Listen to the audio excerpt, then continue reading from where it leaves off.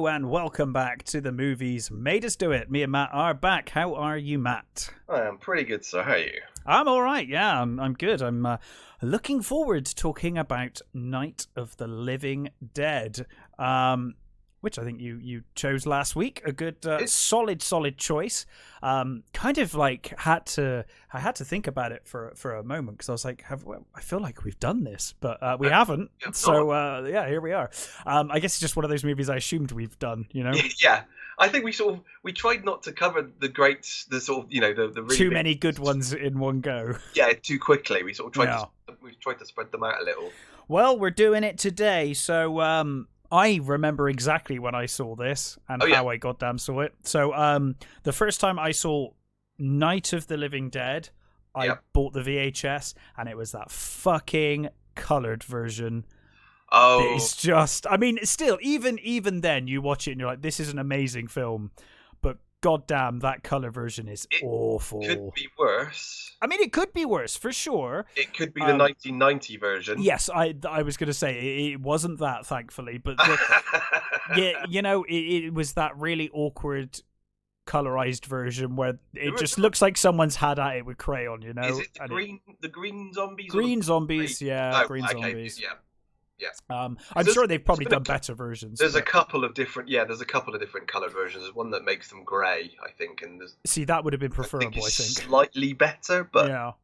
And then obviously colouring. To be honest, I don't understand why. No, that's the thing. And then years later, I finally saw the version that was released and as it should have been, and I think it's a far better film when it's in black and white, as it was meant to be.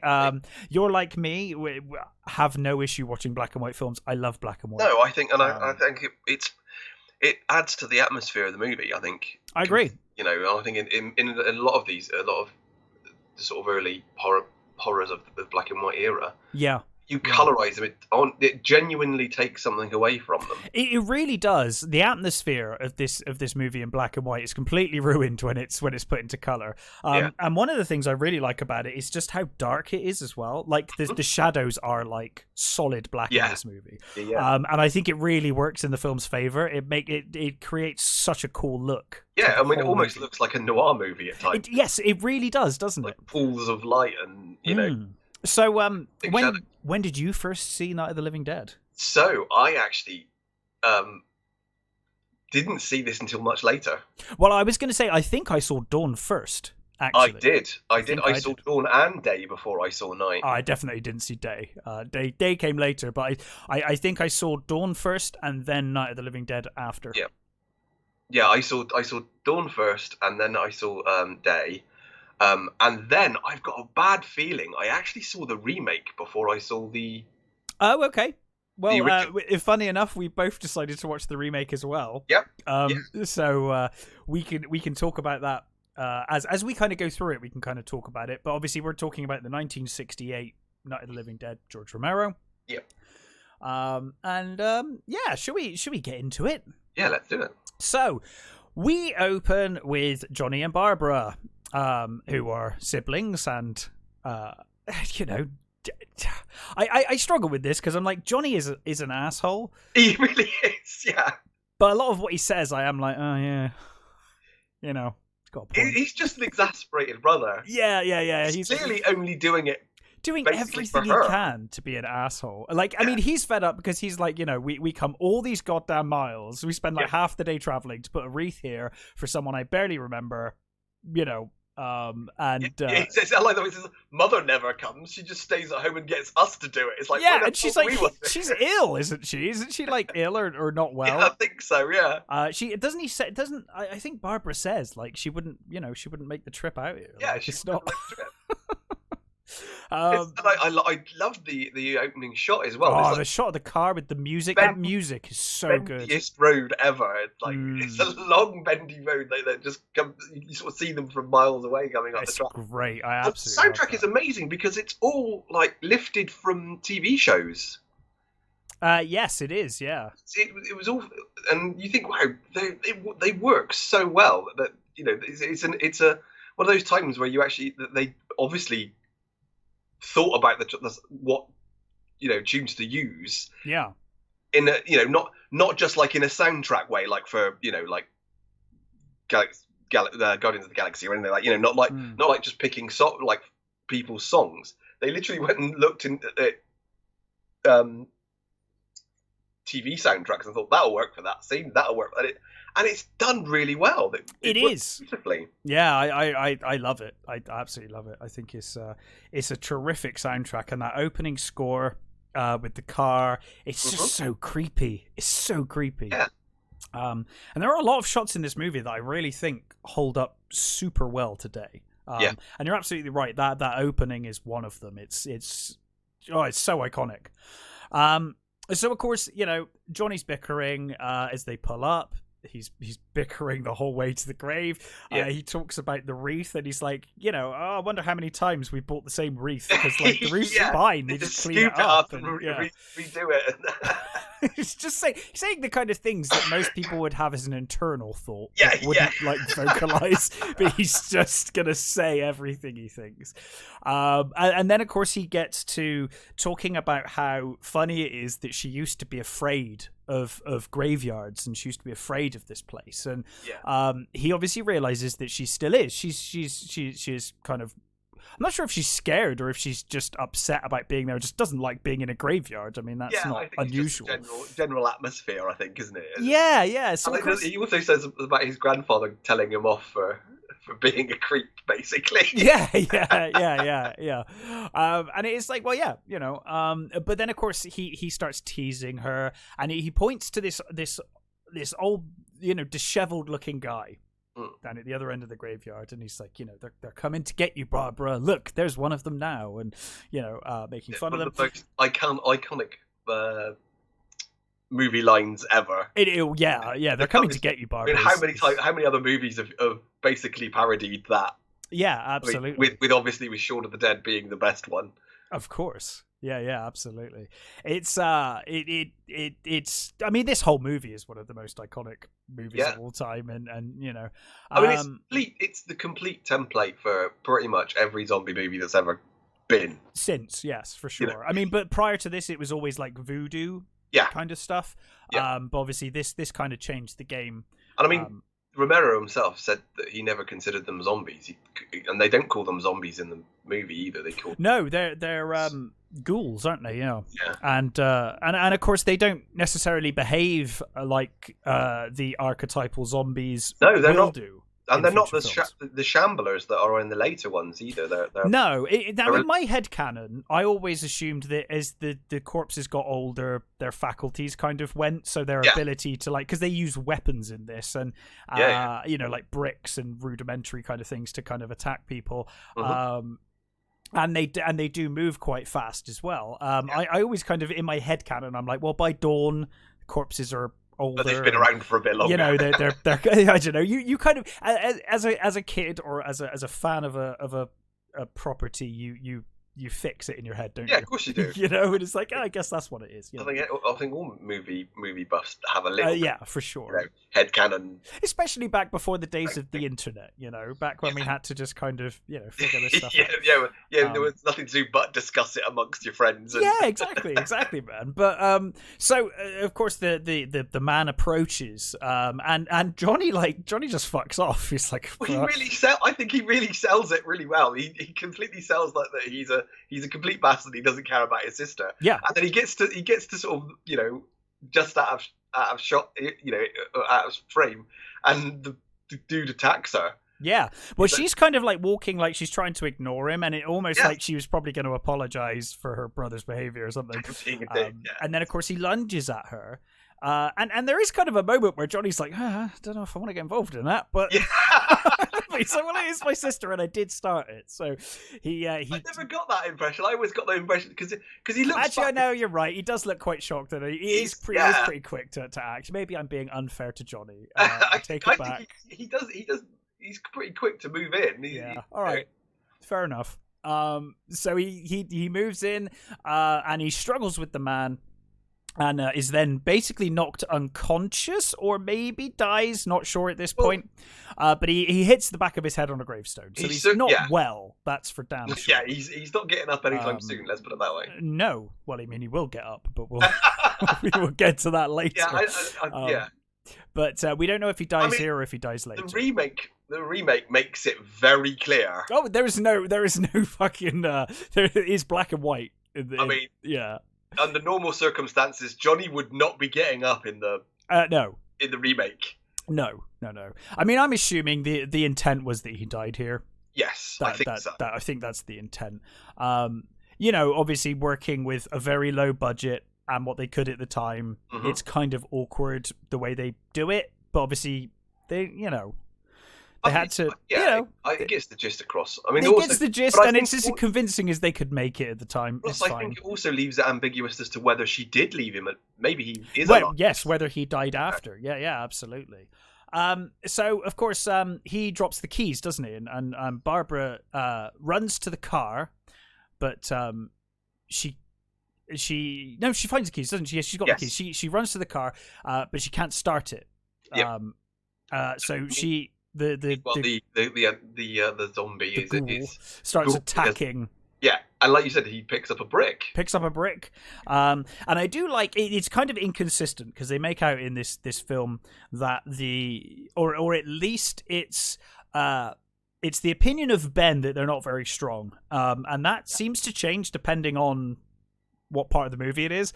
But the idea, I think, is that they're not that strong. And I kind of think that's well shown because when they pick up heavy things like bricks and stuff, they kind of pick them up quite awkwardly and they're never quite, all that strong. But yeah, he starts attacking the car with a brick. And of course, she takes the handbrake off, doesn't she? And rolls the car, basically starts drifting away. But she ends up steering it into a tree at the bottom of the hill.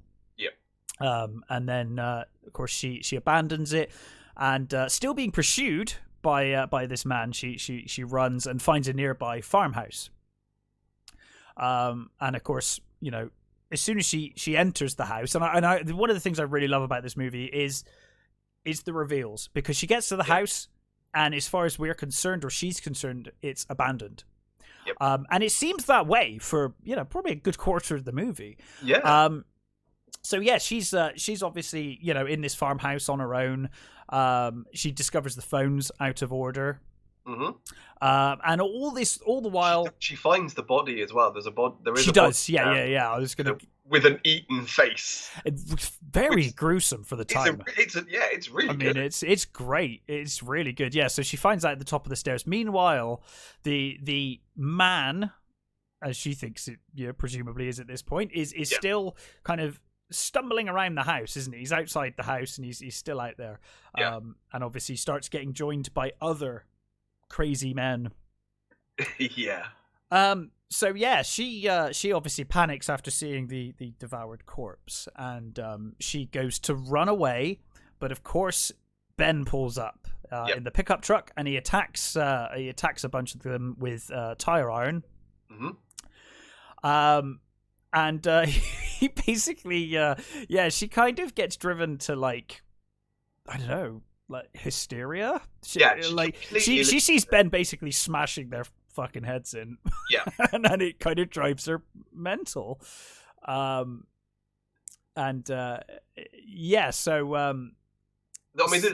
there's a guy in the house as well, isn't there? That she encounters.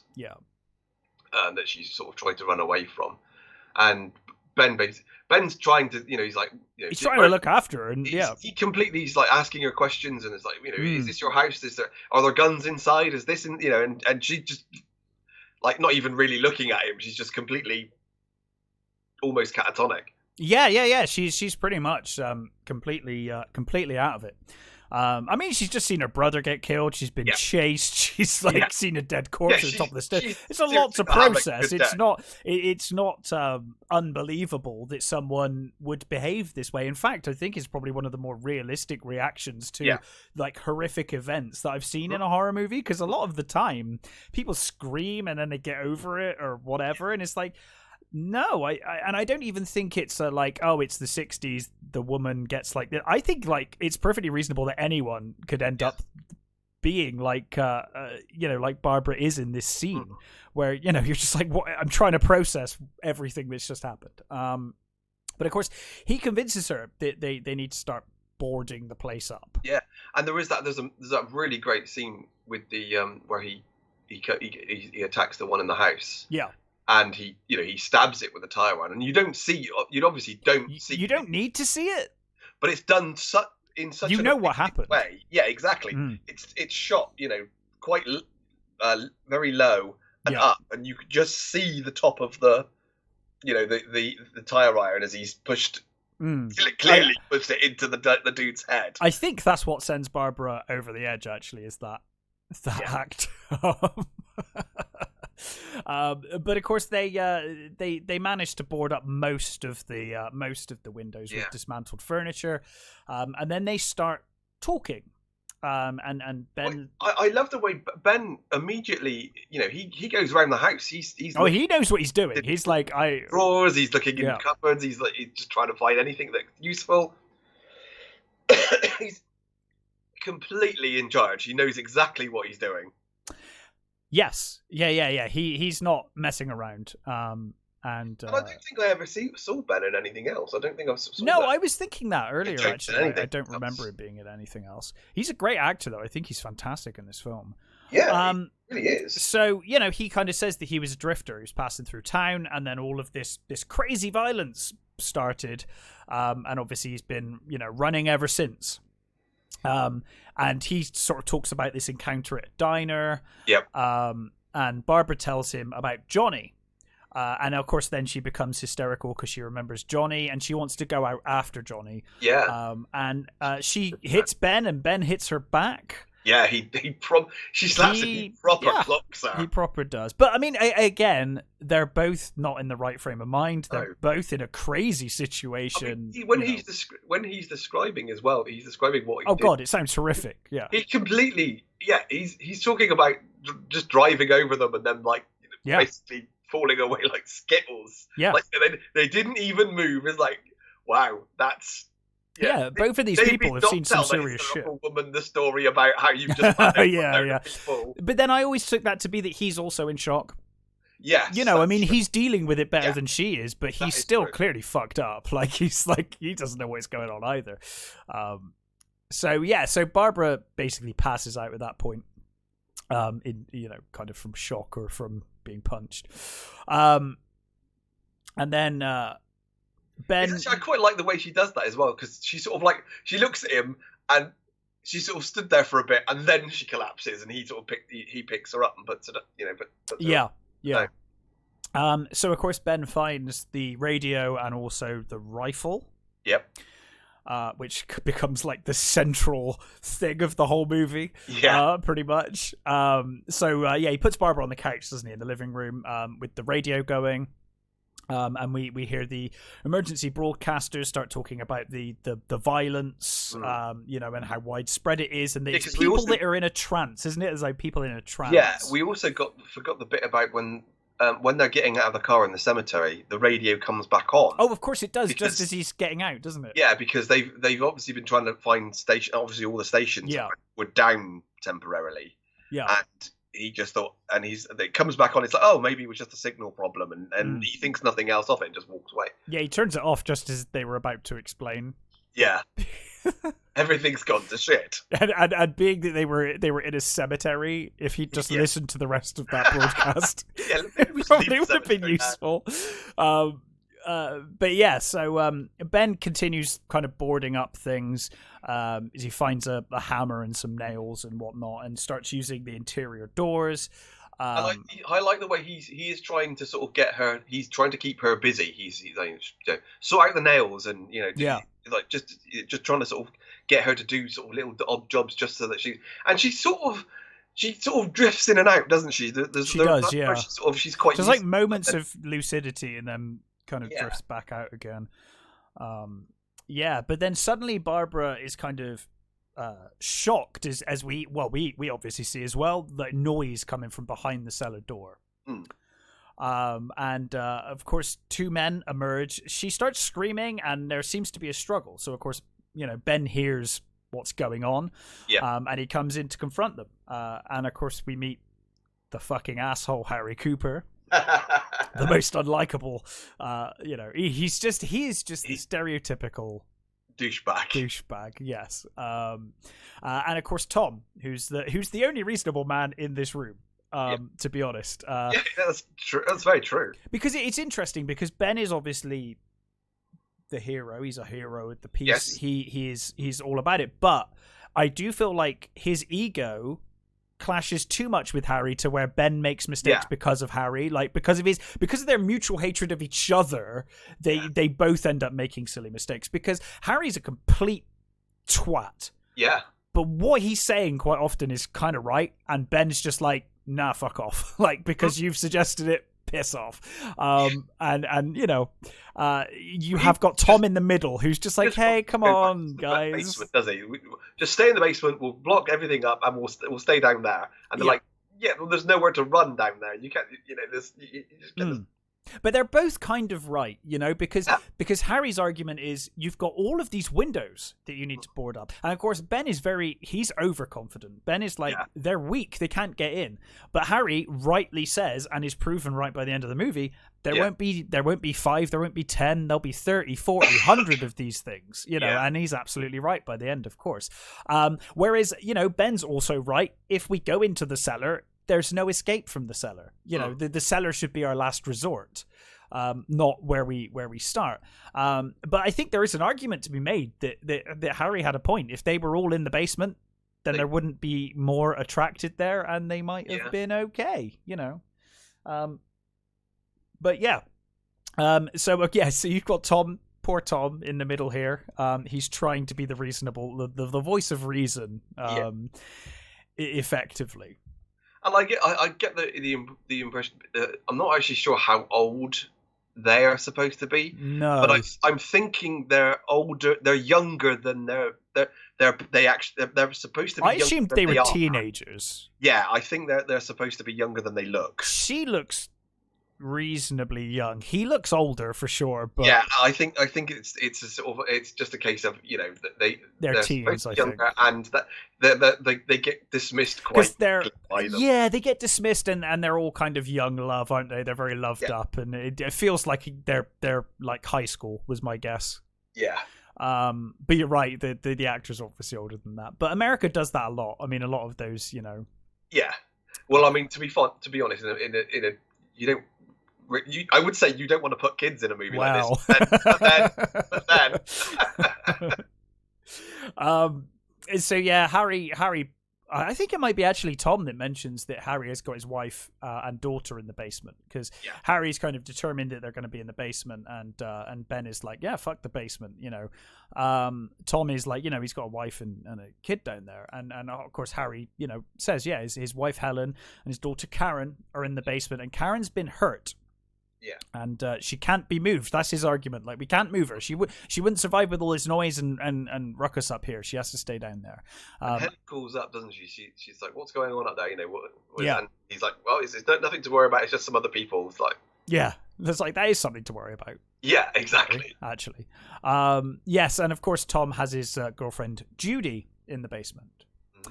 So they immediately have a big argument, and Ben is like almost immediately furious. He's like, "You heard us fucking fighting off the dead, right? Yeah, like you didn't come up." And I think it's like I think Harry and Tom are like, "Well, we couldn't hear anything in the basement. It's really quiet." But then later, in the same like breath, Harry's like, "It sounded like it was chaos up here," and he's like, "Well, could you hear or not? Could you get your story straight?" Yeah.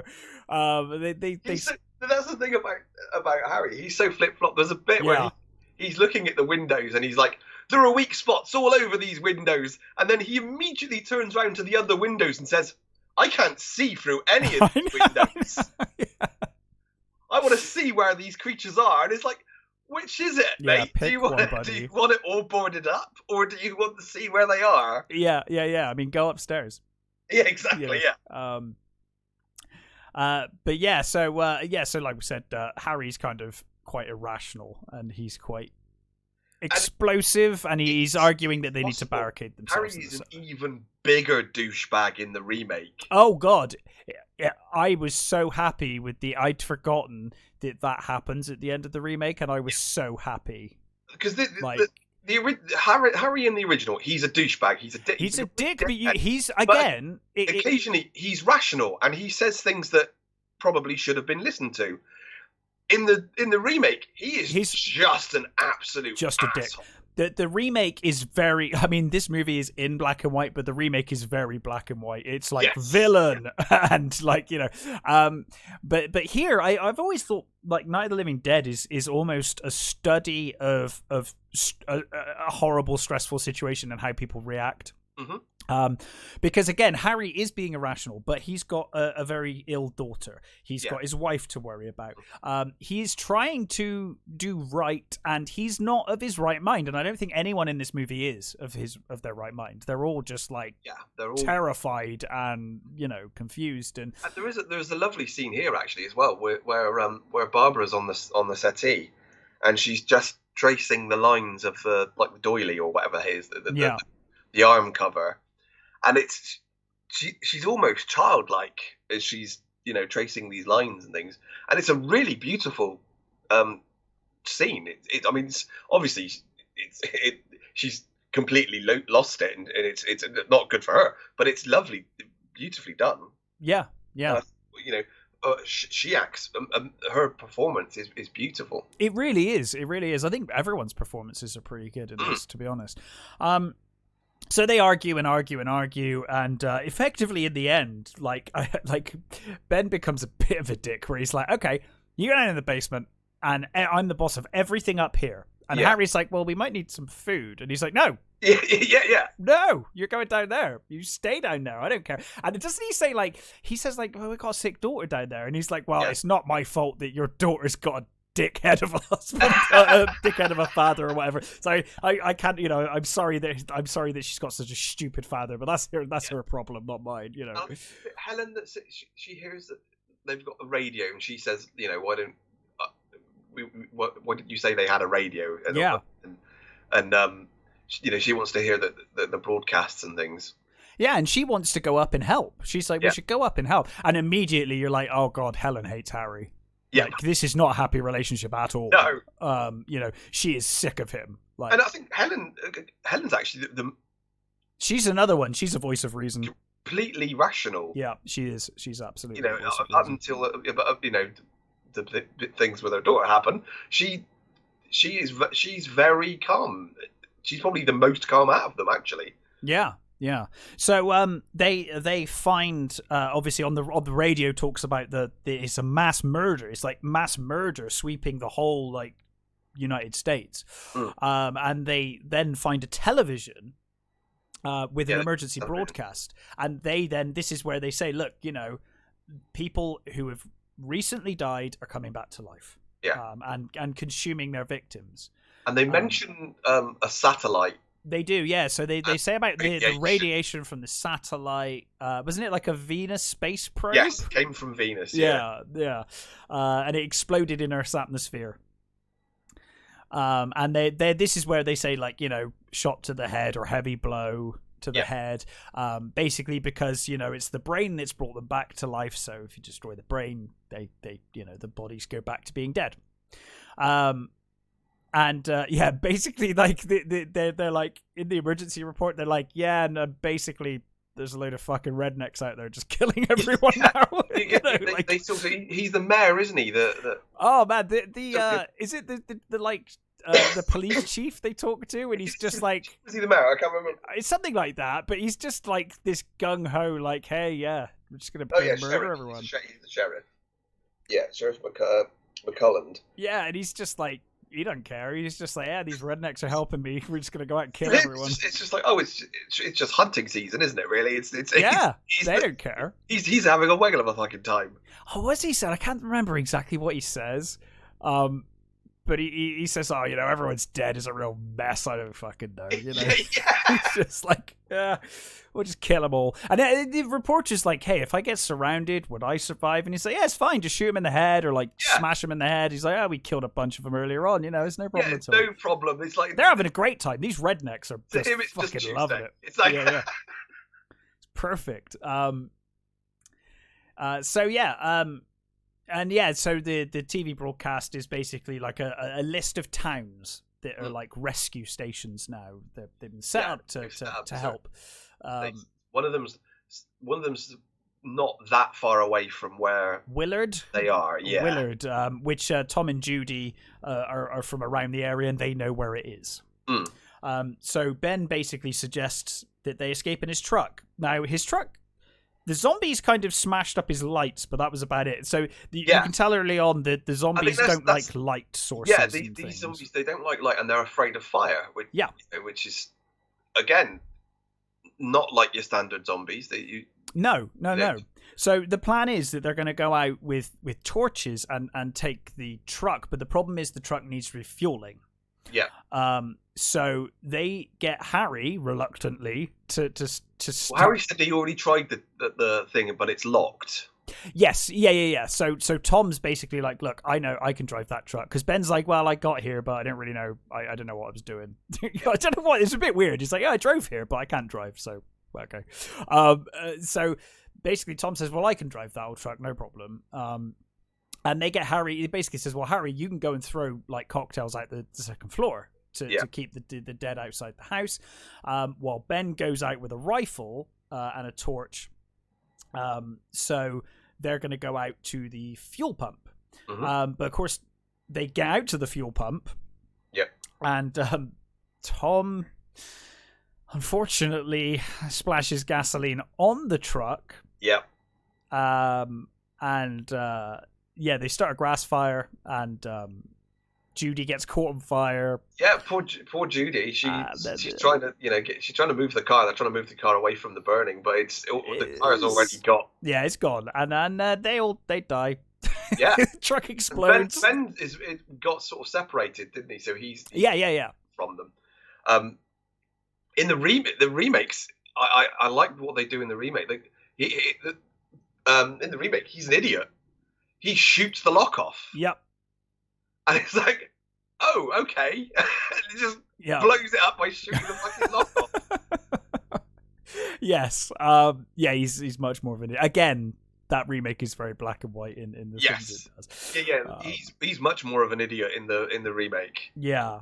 Yeah, they're almost caricatures in the remake, to be honest. I do love the remake, though, for full disclosure. It's a lot of fun. And I think I actually love Patricia Tallman as she's fantastic. That might be her best performance in a film or TV show, to be honest. Yeah, her arc is entirely different. Because as much as I love Lita Alexander in Babylon 5, she overacts a lot. Yeah. Whereas in this, I don't think she does. I think she does a really good job in this movie. Yeah, and she's got amazingly expressive eyes. Oh yeah, for sure. And her Barbara is where she loses it at first. It takes a while for her to get control of herself, but then she basically completely flips it and starts becoming. Of course, in the remake, she makes it. She's the one that's like, hey, these zombies are really fucking slow. We could just walk out of here, whereas obviously that wouldn't work in the original because they were quite fast zombies. Yeah, they're not like the shambling. So Ben has to try and get back into the house. He tries to get back in, but of course Harry has locked him out. Yeah. And that's a really tense scene where you see the ghouls and stuff approaching, and he's trying to kick the door. Eventually, he kicks his way in. Yeah. And Harry's in the doorway of the cellar. He's about to sort of head back down, isn't he? Yes. Yeah, he is. Yeah. But of course, because Harry, I think Harry only comes up to help board the door up because Ben's kicked it in. Yeah. And he knows that he's now in trouble if he doesn't help. Yeah. So, of course, seeing the door's been kicked open, he goes in and helps him board it up again. And then, of course, Ben's like, right, the door's boarded up.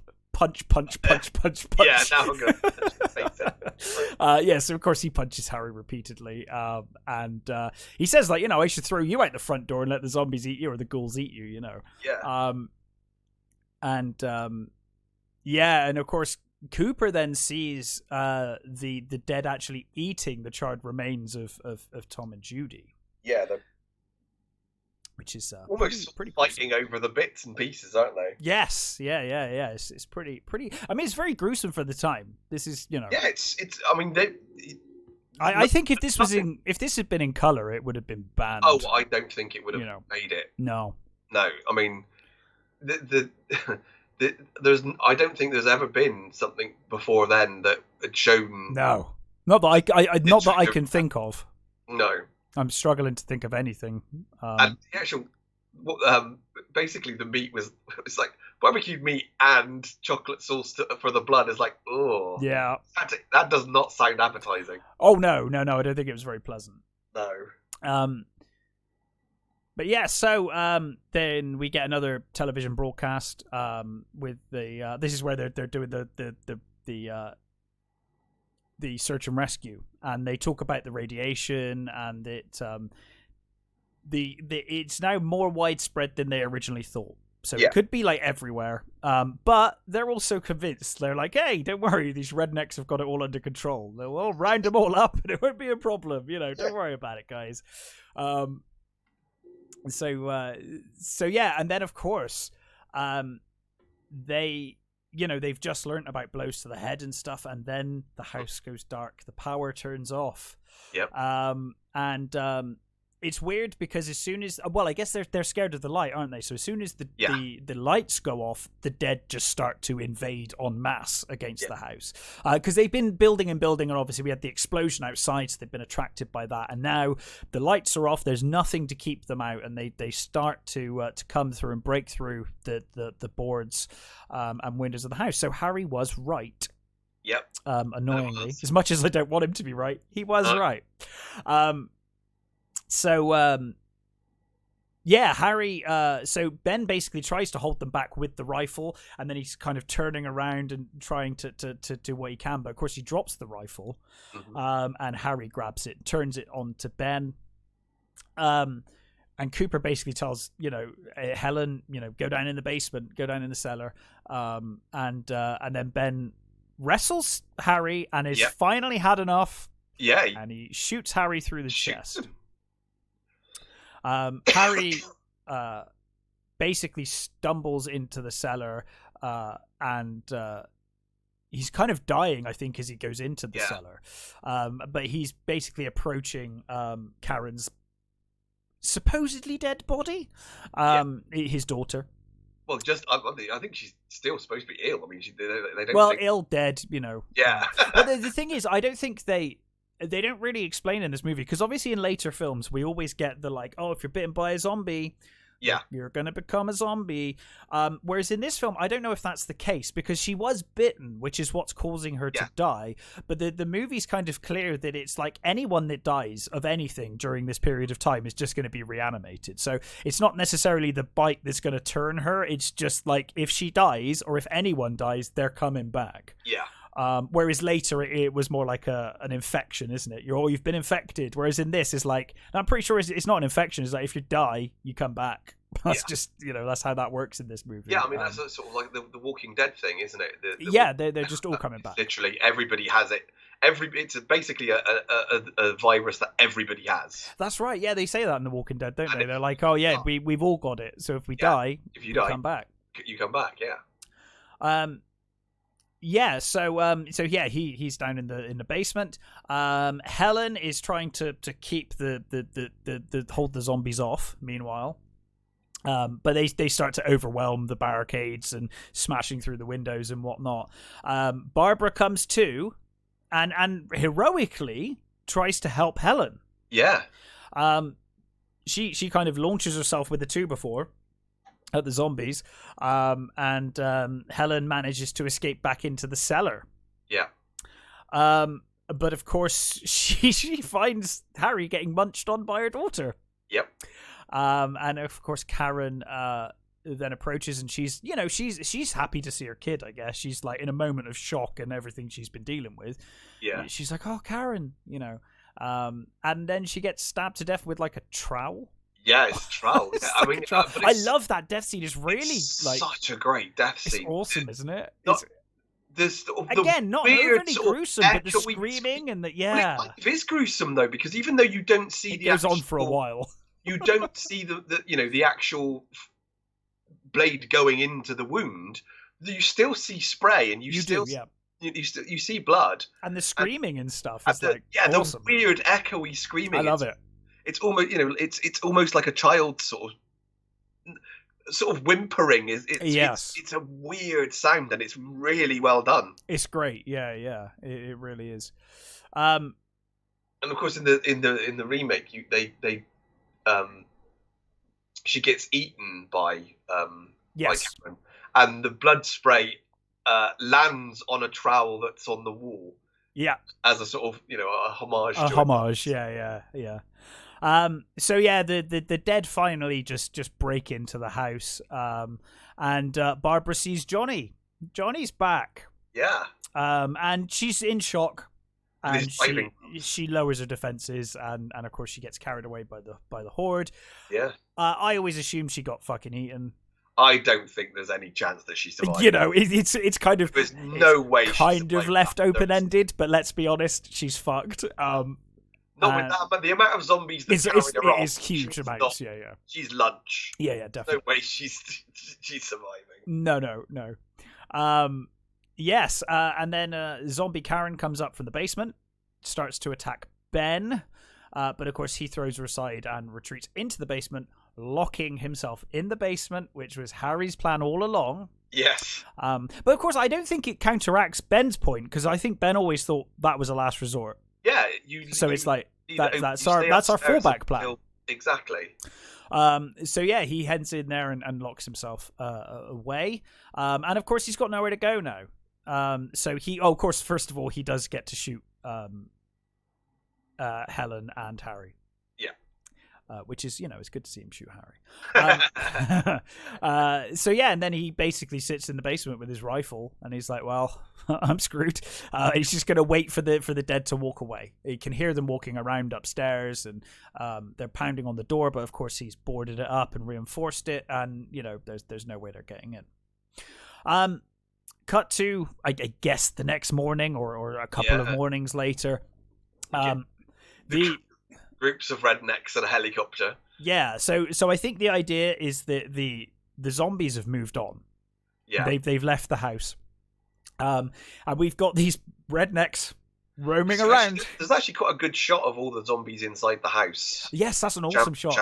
Shambling around. Yeah, when he's waiting for them to leave. Yeah. So yeah, by the morning they've all gone, and we get the rednecks out doing their zombie killing, piling the bodies. And so Ben's in the basement, and he can hear the gunshots and commotion going on, and he kind of cautiously goes to leave, and meanwhile the rednecks are like, we killed everyone. Sorry. He goes to the window, doesn't he? Yeah, he does. Yeah. So all the rednecks are like, we killed everyone. They're all done. And then of course, says I heard something from the noise coming from the farmhouse. We got to go and check that out, doesn't it? Yeah. And then of course one guy sees Ben in the window, because he's gone to kind of move to the window to peer through, and he shoots the guy. Yeah, the sheriff says, put one right between his eyes. And he fucking is a hell of a shot. I mean, it's distance, and this guy, he knows what he's doing. This is a hell of a shot. He shoots Ben straight in the head. And of course, one of the final scenes of the movie, final shots of the movie, is his body being carried out and burned on the bonfire with all of the zombie corpses. And you do wonder, you're like, God, how many fucking innocent people did these rednecks kill? Yeah. Like, I mean, God, they probably killed more than the zombies did, And I think the other thing, it's Romero said that, he saw this as an allegory for commercialism, and he didn't see the bad guys as really the zombies. It's the we're people. all victims of it, and it's they are, and they're it's Harry and Ben's inability to work together and get along that ultimately undoes everyone. Mm-hmm. It is their bickering and their egos. They're the problem. And although Ben is the hero of the movie, he's not without his faults, and he is wrong. No. And if he was more reasonable, like Harry is completely unreasonable. Yeah. Ben has the capacity to be reasonable, but is not because he's so annoyed with Harry. And I think if they'd come together, maybe it would have been different. But yeah, so you know, that was like you said. The how many of the rednecks? How many people did the rednecks kill? Well, there's a scene earlier on when they're doing the news interview, and he says, "Oh, you know, there were a bunch of the ghouls. They were trying to get into this. They were in this farmhouse, I guess, in this old barn, and I guess they thought there was someone in there, but we killed everyone there. There's no one there. There was no one there." And I'm like, exactly. I bet there was an innocent person who also killed them.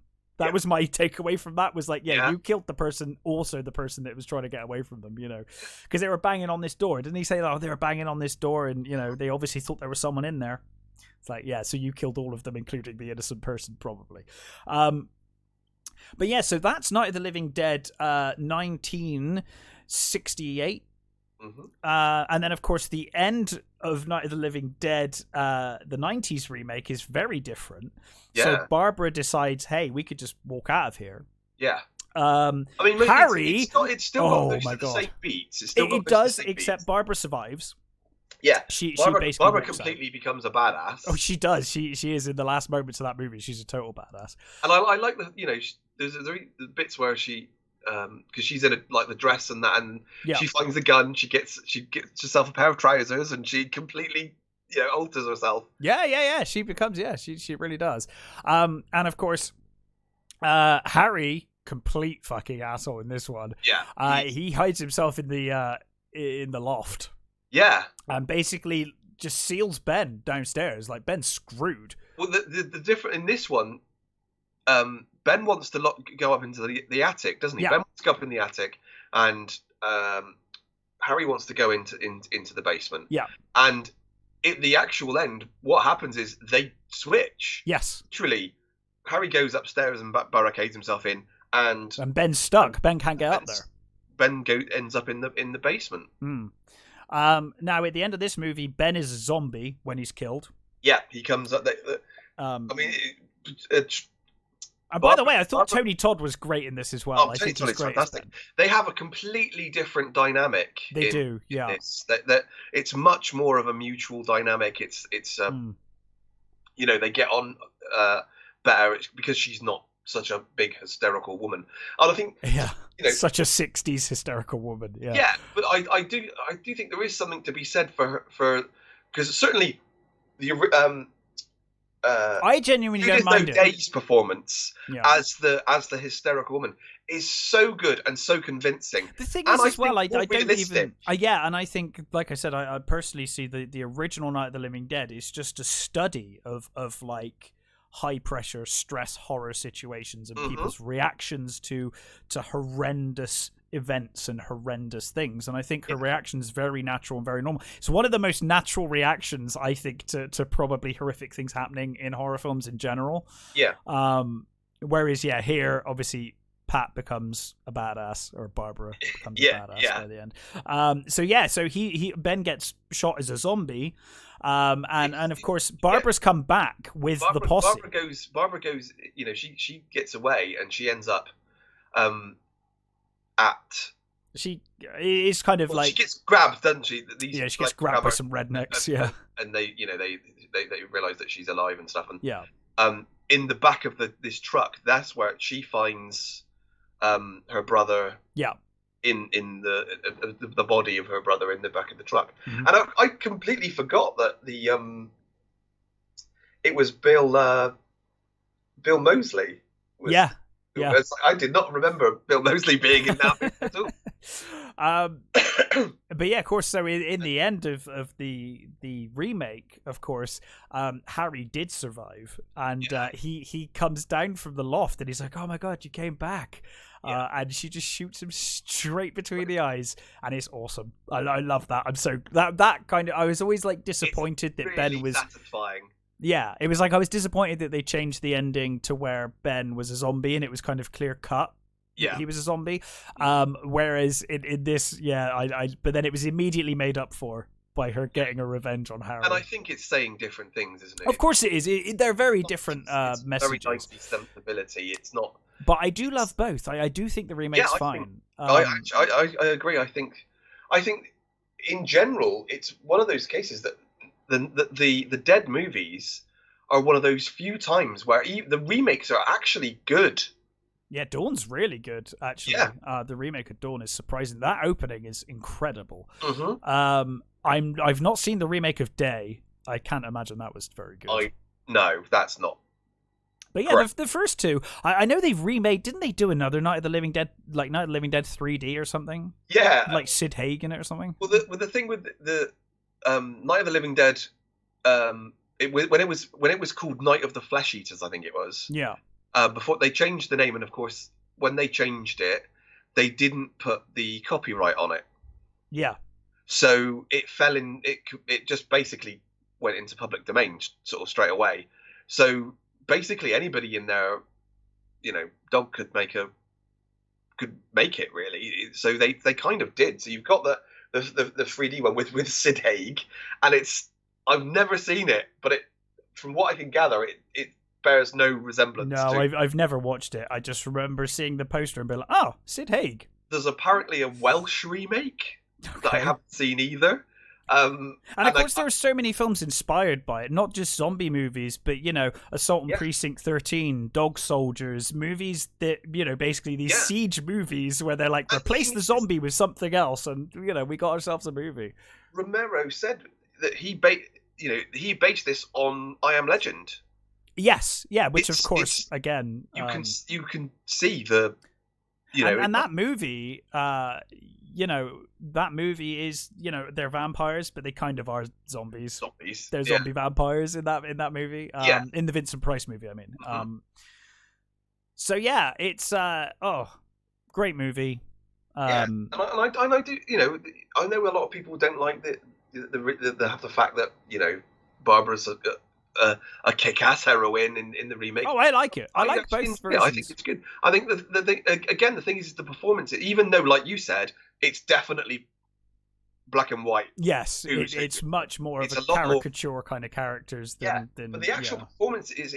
The performances themselves are really good, and let's not forget the effects are awesome. Yeah, because it's Savini, isn't it? Yeah, it's Savini's movie. He directed it. Yeah, because I think originally Savini was going to be doing the effects for the original, but I think he was. I think he missed out, didn't he? Yeah, I think he was serving at the time, so he couldn't make it at the end. Yeah, so I like the remake for what it is, but they're very different movies, and they're trying to be very different. Interestingly, he said, I didn't want to make it too gory because he said he didn't take it away too far from the original, which still, because I think even though, like you said, that some of the zombies are quite horrific and the gore is quite horrific, it's not completely. It's not like it's not gratuitous. Like no. it just is quite graphic in what it shows for the time. But like you said, they don't show the tire iron getting stuck in a zombie's face or anything like that. It's hinted at. You don't necessarily see it. Mm-hmm. And with the trowel and stuff, it's like that could have been way more graphic than it was. It's just they're different. They're different movies, but the same movie, if you like. Absolutely, and they're both fine. It's a remake, I think, that's done right. It has enough difference in it to make it worthwhile, and the performances are still good. Tony Todd's great, Tolman's great, and even Tom Towles as Harry. He's fantastic as an asshole. He's just completely chewing the scenery, and is the ultimate dickhead. Yeah. But yeah, and I think those three movies that Night, Dawn, and Day are fantastic. I still think fucking amazing movies. I still think Day of the Dead is massively underrated. I really like Day of the Dead as a movie. I love the whole thing with Bub and all of that stuff. I think it's great. I mean, it's probably the corniest of the three, but I do really enjoy Day of the Dead. Again, they've all got different dynamics. They're all the one in the dynamic in Day with the soldiers and the scientists is really interesting. I like how they're surviving, and I like like you said, the stuff with them, and it's got one of my favorite kills with the helicopter.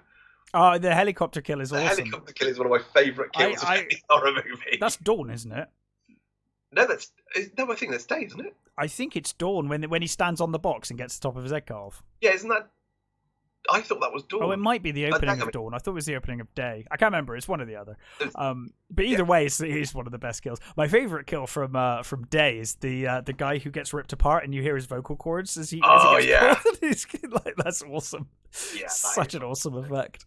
I think Dawn is probably my favorite though. Of all. I think it's the strongest of all of them, and in terms of the anti-consumerism message, like that's the one that really nails it home. Does a real good job with that. But we'll get there one day. Yeah, for sure. But yeah, so that was Night of the Living Dead, one of our shorter episodes, I think, purely because it is quite when you get down to it, it's quite a short movie.